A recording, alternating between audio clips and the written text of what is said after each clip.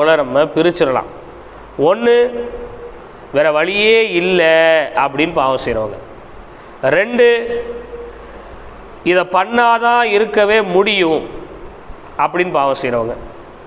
3, அல்லாஹ் நம்மளை மன்னிச்சிருவான் அப்படின்னு பாவம் செய்கிறவங்க. 4, அதெல்லாம் ஒன்றும் இல்லை பார்த்துக்கலாம் அப்படின்னு பாவம் செய்யக்கூடியவங்க. இந்த 4 பேரையுமே 4 விதமாக என்ன செஞ்சுக்கலாம், பிரிச்சுக்கலாம். சில பேர் தனக்காக வேண்டி மட்டுமே எல்லா பாவத்தையும் செய்கிறவங்க, சில பேர் நண்பர்களுக்காக சில பாவத்தை செய்கிறவங்க, சில பேர் பிள்ளைகளுக்காக சில பாவத்தை செய்கிறவங்க, சில பேர் மனைவி, காதலி, தாய் தந்தையர்களுக்காக பாவத்தை செய்யக்கூடியவங்க.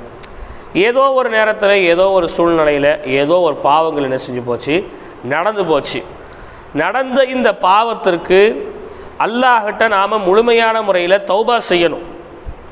அல்லாஹ்கிட்ட முழுமையான முறையில் தௌபா செய்து நாம் மீண்டு கொள்ள வேண்டும். ஒரு மனிதன்